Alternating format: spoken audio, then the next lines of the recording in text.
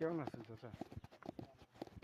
এই তো আলহামদুলিল্লাহ। চাচা, আমি এই গেটের সামনে কি ইসারে 4-5 জন সন্ত্রাসী নিয়ে মারছি এই গেটের সামনে। এটা মিথ্যা না? কে বলছে? এই ইসা মামলা করছে, মিথ্যা মামলা করছে। এটা মামলা করলে লাভ নাই, কারণ তদন্ত করতো না। সেটাই তো বলতেছি। ঠিক আছে, কত বড় জালিয়াত চিন্তা করে দেখেন। ঠিক আছে চাচা, আসি। ভাইরে ভাই, না, সৎ ভাই তো বুঝেন না, বাপা ছিল একটা কুলাঙ্গার, এই দুইটা কুলাঙ্গার পয়দা করে দিয়ে গেছে। কার্য যায় না, এটা কিচ্ছু হইছে না।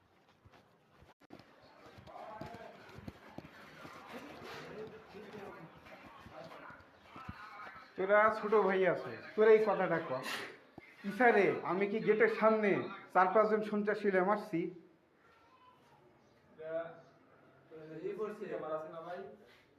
না, এটা বাটপারি করতেছে না? জনের দিয়া যে আমার যে মারার চেষ্টা করলো, থানায় মামলা করলাম, গ্রেপ্তার হইল, ঠিক আছে। এখন আবার তোর নারাজি দিছি, সিআইডিতে তদন্ত আছে। আর এই মামলাটাতে ভিন্ন খাতে প্রবাহিত করতে এই। সালাম আলাইকুম চাচা, আমি কি এই যে আমগর বাড়ির গেটের সামনে, ঠিক আছে, ইসারে কি 4-5 জন সন্ত্রাসী মারছি কখনো?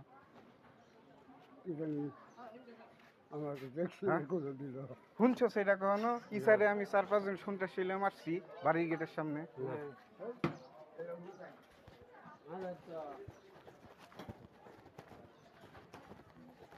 বাপ আসলে একটা বাটপার, পুত হইতেছে নাম্বারই বাটপার। মিথ্যা মামলা দিচ্ছে আমার নামে। আমি নাকি এই আমাদের বাড়ির গেটের সামনে, ঠিক আছে, ইসার আমি কি আমাদের বাড়ির গেটের সামনে ইসারে 4-5 জন সন্ত্রাসী মারছি কখনো? শুনছো না, দেখছো না? এই তো রিপন, কোন এদিকে? আমি কি আমাদের বাড়ির গেটের সামনে ইসারে 4-5 জন সন্ত্রাসী মারছি কখনো? মারা কখনো আহত করছি? শুনতেছো এটা? দেখছো ভাই? দেখছোস না তো? নদীর পুত বহুত বাটপারি শুরু করছে, বুঝছো?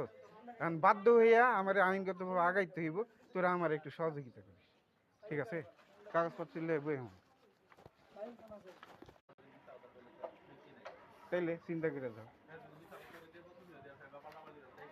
হ্যাঁ হ্যাঁ, না, ঘটনা যে মিশা এটা তো হাসা। এরকম কি কোনো ঘটনা ঘটছে রাসু ভাই?